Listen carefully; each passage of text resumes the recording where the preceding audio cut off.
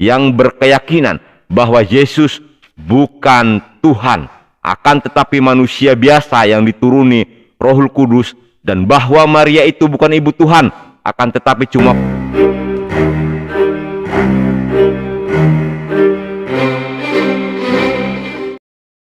Assalamualaikum warahmatullahi wabarakatuh. Salam sejahtera untuk kita semua. Pada kesempatan ini sampailah kita kepada part yang ke-6 tentang pembahasan Dead Sea Scroll dan fakta-fakta yang ada dalam buku ini. Semoga bisa menjadi pemahaman yang lebih cerdas untuk menilai sesuatu. Baik, kita lanjutkan di halaman 36 pada nomor 5. Justru karena itu, seorang Katolik memahamkan kepercayaan itu secara intelektual dalam kurung akal, secara supernatural dalam kurung gaib. 6. Kepercayaan adalah jawaban seorang Katolik terhadap intellectual message dalam kurung pesan-pesan yang didapat ditangkap akal yang disampaikan oleh Tuhan. 7. Bagi seorang Katolik, Tuhan itu melahirkan maksudnya melalui medium of teaching dalam kurung media ajaran, berupa kelompok masyarakat yang hidup dan suci dipanggil gereja. Yang ke-8, mengenai hal ini amat penting bagi seorang non-Katolik untuk menilainya selanjutnya dari seberang luar. 9. Seorang Kristen dari pihak reformasi kepercayaan bahwa Tuhan itu membuat dirinya dan kebenarannya diketahui melalui kumpulan buku-buku yang disebut Bible.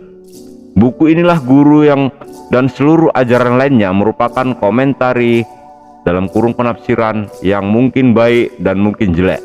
Divine message dalam kurung pesan ilahi terbatas pada Alkitab. Yang ke-10, di bawah sorotan tinjauan-tinjauan yang pokok ini, kita dapat menyaksikan perbedaan besar antara konsepsi Katolik dengan konsepsi Protestan dalam hal menemukan Tuhan. Baik, ini sebaiknya tidak kita bacakan semua, nanti akan ditampilkan melalui layar.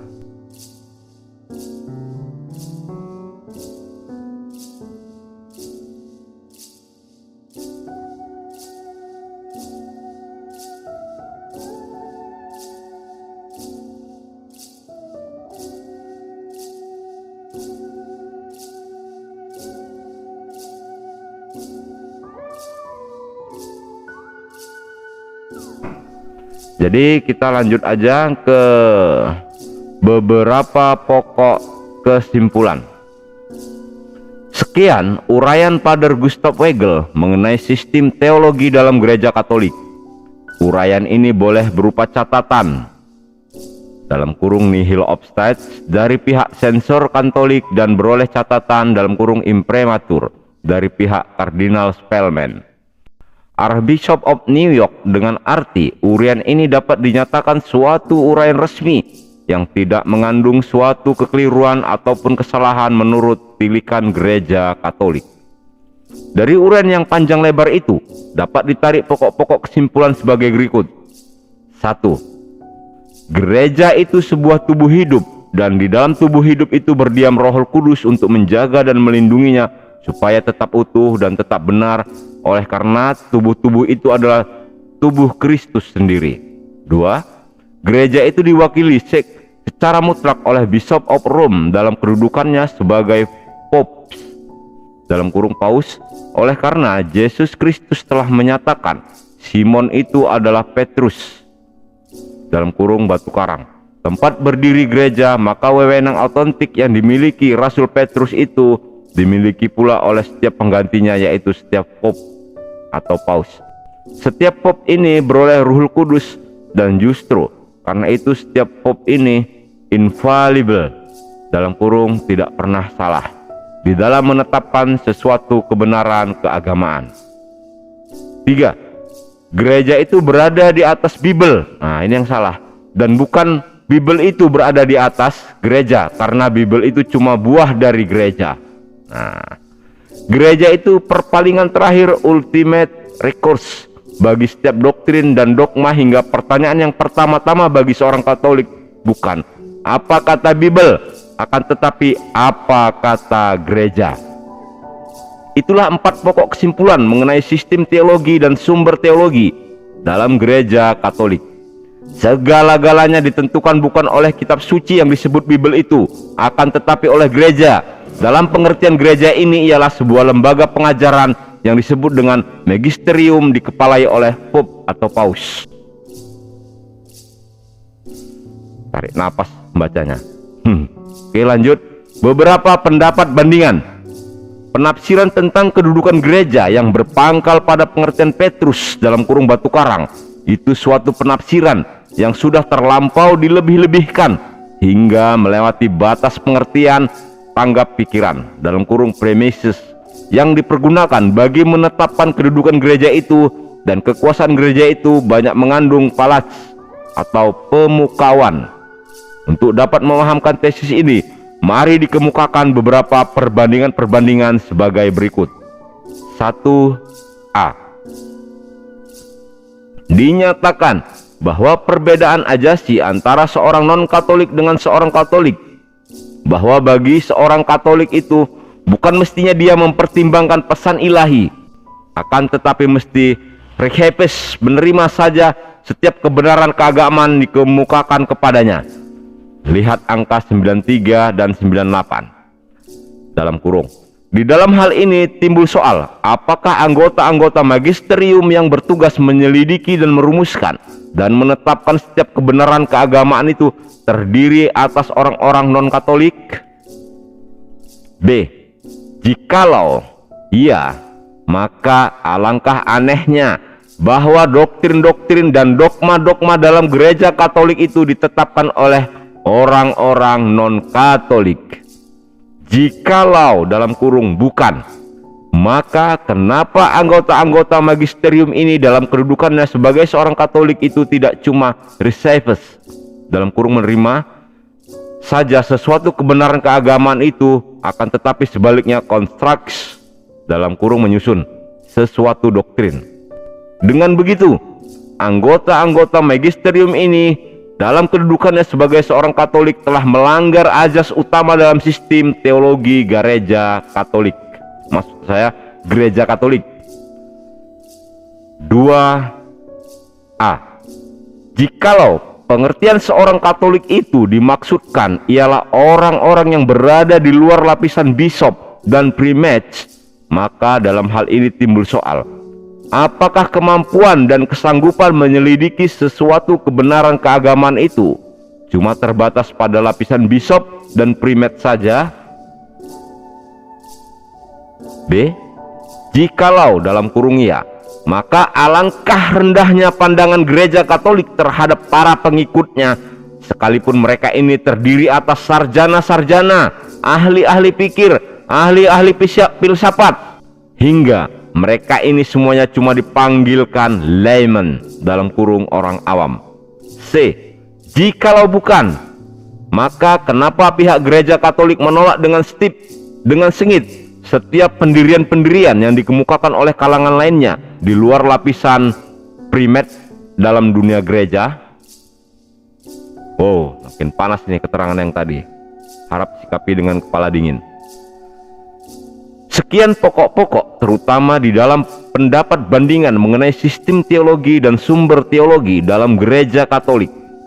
Pendapat bandingan yang berkecil-kecil masih dapat diajukan selanjutnya, tetapi cukup sekedar pokok-pokok yang terutama saja.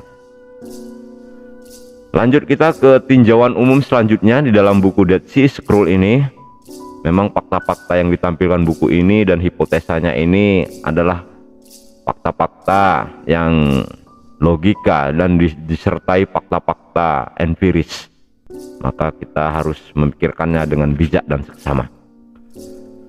Sewaktu ajaran Yesus mulai berkembang ke Asia Kecil, Makedonia, Greek, Mesir, dan Roma, dan ajaran ini dimasuki oleh tokoh-tokoh ahli pikir dan tokoh-tokoh filsafat masa itu yang masih dipengaruhi oleh keyakinan Greek tua dan keyakinan Mesir tua dan keyakinan Roma tua, dan tokoh-tokoh ini beroleh kedudukan-kedudukan tinggi dalam susunan gereja. Lantas lahir kelompok pengikut baru yang dipanggil dalam dunia gereja dengan Gentile Christians.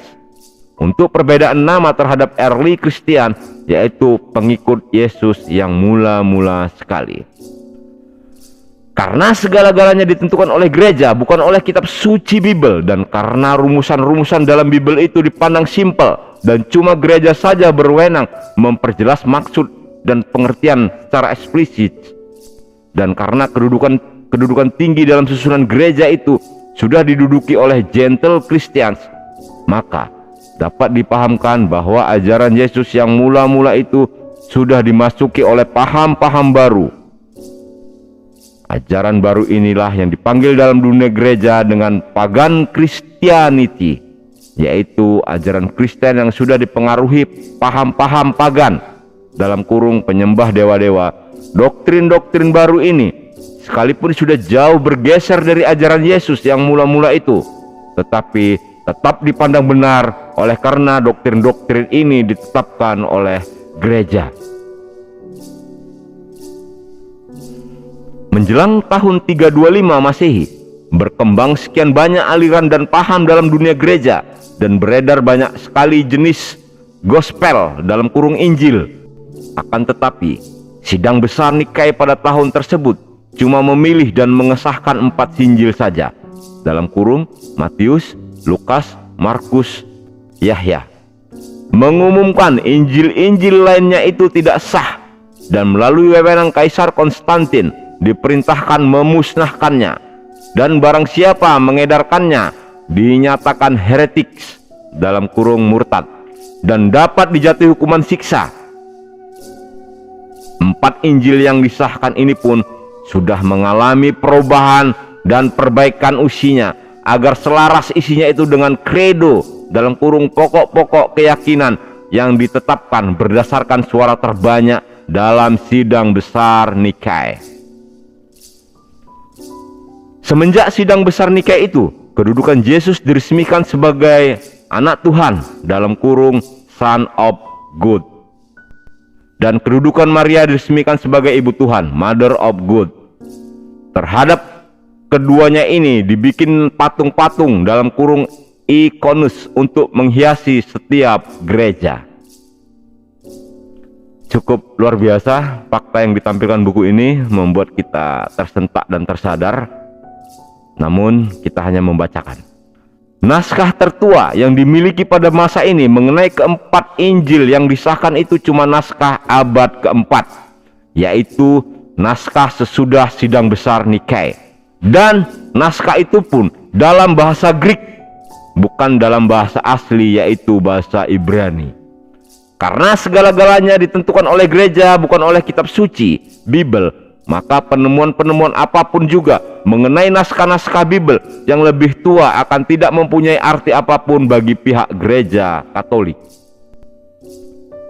Ketika menjelang abad ke-20, kalangan ilmiah menemukan naskah Bible tertua, dan naskah tertua itu ternyata Gospel of Barnaba, dalam kurung Injil Barnaba.